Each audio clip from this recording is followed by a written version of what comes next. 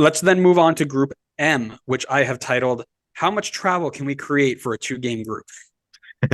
You've got Atletico San Luis, who is pretty much in the middle of Spain. Excuse me, middle of Mexico. Wow, they've really gone far away. They're really flying, right? Now they lost. You then have Montreal, who are the furthest north team, if I remember correctly, and then you've got Orlando, which is the furthest south team in the United States. So yeah, let's just take them all and put them all in one big thing because I didn't check it specifically, but this has got to be the farthest travel of any group like joint because my assumption is that they're going to be playing games in Orlando and Montreal. So why don't you go ahead and tell me where they're playing so I can have that confirmed? Well, I can confirm that for you. As Orlando versus Montreal is going to be at Inter&Co Stadium in Orlando. Orlando and San Luis is going to also be at Inter&Co Stadium. And then San Luis versus Montreal is going to be at the Stade Saputo in Montreal. So stupid. Making them fly all the way out there. That's so stupid. Yeah, This is they might have again. a gripe if they complain about that one this year. Well, and here's the thing, right? We can talk about Leagues Cup is fun. It's exciting. It is logistically challenged to put it nicely. And I don't think anybody is going against that. That is pretty clear as day. So hopefully in the next coming years, they can figure that out. Talk to me about some new signings too. So for big signings in winter 2024, for San Luis, I've gone for Mateo Klimowicz, the young German coming over from Stuttgart. For Montreal, I've gone for Matthias Kokoro, coming over from Huracan. And then for Orlando, I've gone for Luis Muriel from Atalanta. Big signings for summer 2024, nothing so far for Montreal or Orlando. For San Luis, I've gone for Cristiano Piccini, who's coming over from Sampdoria. All right. Well, then let's go ahead and jump right into Atletico San Luis. The Liga MX side went winless in its League Cup 2023, which makes sense. I mean, they were going up against the Red Bulls, so tough to get wins there, right? And they started off middle of the pack in the Apertura, and they finished 13th in the Clausura. Former New York City manager Dome Torrent is actually in charge. He was assigned a few months ago, and he will look to use League Cup to establish a team identity and get them higher up the table, which I think is really exciting because he was an interesting character in MLS. So let's see how he does in this one. Who are you watching?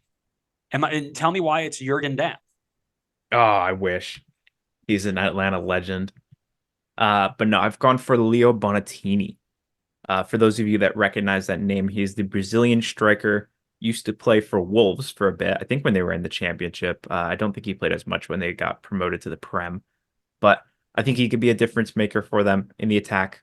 They do have other options at the striker position, like former Portland striker Frank Boli, who has 2 goals in 183 minutes so far. But I think Bonatini could be someone who has that experience from the past and be able to translate that into this competition. Now, as I look at this, I wonder if he's going to continue to be the starter or if Boli has come in as the new starter. He has started only 2 of 4 games so far, 177 minutes. He does have a goal, but it is a PK. But like I said, I like his experience overseas. And if he does get the game time here, I think he could be a difference maker. Yeah, for sure. I am going, I could have picked any of the MLS guys, right? Frank Boli, MLS legend, Jurgen Damm, as we mentioned before. Probably should have. I think we'll all watch him just from the shadows, right?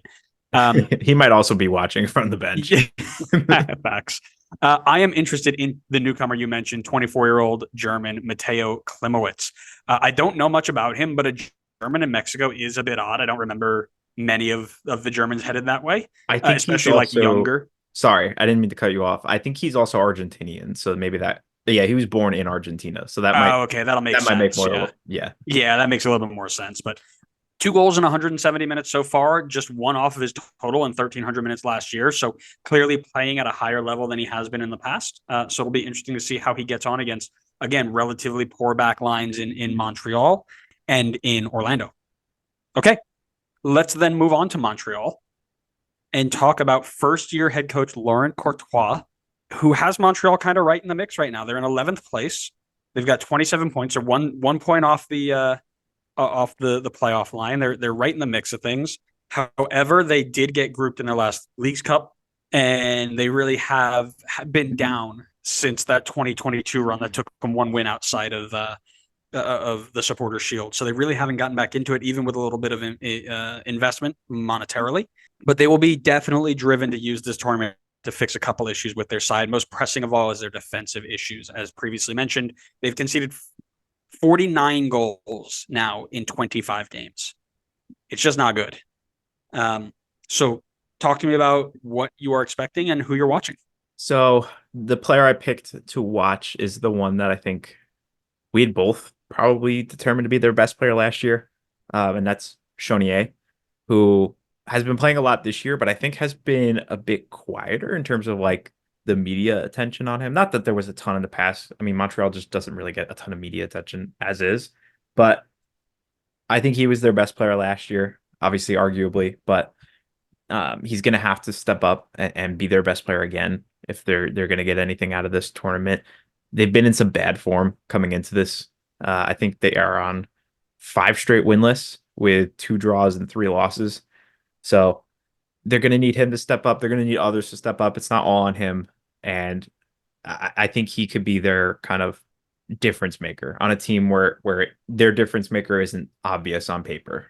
Oh, I like that. And I think the person that I have picked is going to be one of those players who can step up and kind of help him out. And it's Jules Anthony Vilsaint or Vilsant, depending on how you pronounce it French wise. He's gotten a little bit more time this season than I think most have expected. And he's performed better than many have expected. In just over 650 minutes per the last check that I had, 2 goals and 3 assists for a guy who I didn't even know was on the team this year. Right. So he's gone through some time for missed injuries and things, but he's finally in a decent run of appearances. So let's see how he can be used in League Cup and if he can kind of elevate himself to the next level. And then we have Orlando.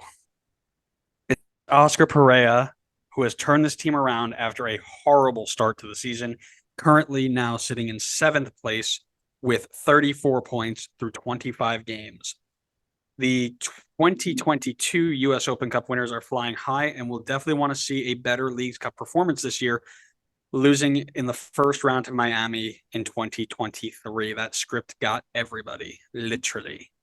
Tell me why you got Orlando winning the whole thing and who you are watching. Definitely don't have them winning the whole thing, but they're led by the best foreign coach in MLS history. What do you mean?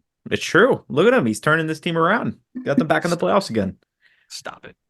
I've gone for a similar reason as I did Chonier with Montreal. I've gone for Facundo Torres, who, for me, at least should be Orlando's difference maker. He is the highly touted big name South American that they had brought in years ago at this point, who has been good, but somehow at the same time feels a little bit underwhelming. Like there's still more to see from him. He hasn't been quite at that MVP type level where I think the potential is there for him. And it's kind of continued into this season as well. So far, 8 goals, 2 assists in about 1,900 minutes. I think for one of your star DPs, you would kind of hope to get more out of that. I think that's been a theme for Orlando fans for a while now. But he does have 3 goals in his last 4 games, so a little bit better form here. I think he can help carry that into the tournament and try to be a difference maker for them, where like we know his potential can be. Yeah, I like Facundo Torres. I think he's got a lot of potential. Maybe needs a couple more players around him, but I'm going to be watching somebody who should be helping him out, and that is Luis Muriel. With Duncan McGuire gone at the Olympics, the number 9 duties are split between either Muriel and Enrique, both of which are performing decently this season, but a good run of minutes for Muriel could get him into a nice bit of form and start contributing at a higher level for Orlando. I mean, you need him to kick off at some point. I mean, you brought him in not super expensively, but you need to get him firing if he's going to be on any contract. So definitely want to see if he can use this to elevate himself in this team at the moment. Let's then let me have you tell me, no beating around the bush, how do you predict this group going? Got Orlando 1, I've got San Luis 2, and I've got Montreal 3. No beating around the bush. He just went out and did it. Rip the Band-Aid off. Yeah, I mean, you said it. No beating around the bush. You did. I went straight through the bush. Now you can defend yourself. So I've gone for Orlando at 1 because they're riding the hot hand. 4 out of 5 games unbeaten in their last 5, 4 of which are wins. They have 2 home games in this group as well. I think they're in much better form than they were at the start of the season. This is more so the Orlando that we were kind of expecting to see at the start of the season. So if that's this Orlando that comes into Leagues Cup, they're going to definitely be a threat, and especially in a very winnable group for them. I'm going to go with San Luis at 2. I think Dom Torrent is, we talked about him a bit in that foreign manager top 10 that we did, and he had good numbers when he was with MLS as a coach. So I back him to continue that form with San Luis. I think there are a couple of good, exciting players on San Luis that they can kind of ride to get some results in Leagues Cup.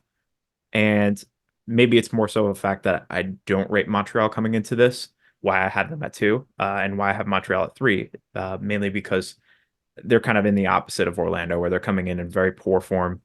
3 losses out of last 5, unbeaten in the last 5. Sorry, winless in the last 5.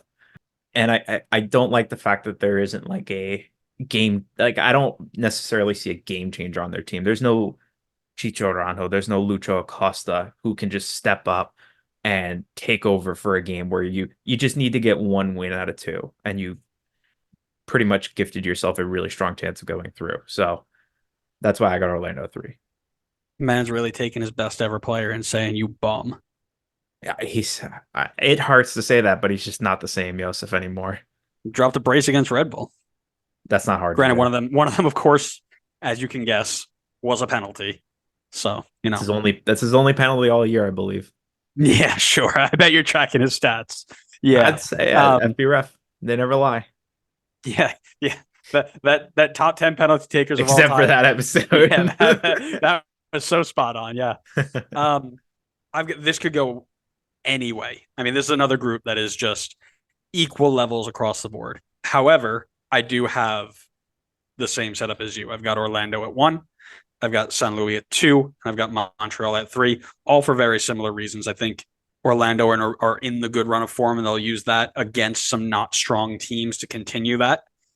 San Luis, you mentioned the head coach Dom Torrent, but also the fact that they've got some decent players all throughout their team, right? Their ability, not just in the attack, but also in their central midfielders and their defensive midfielders and their center backs and their goalkeepers are all at a very decent level. There may not be a bunch of huge stars like a Tigres, but they're all at a decent level where they'll be able to compete. And then, as you mentioned with Montreal, it's just, if you're giving up 50 goals in 25 games, 2 goals a game in a 2-game series where your team is also not scoring more than that, it's going to be difficult to get out. So I've got them utilizing this break that they will get inevitably to fix a lot of things.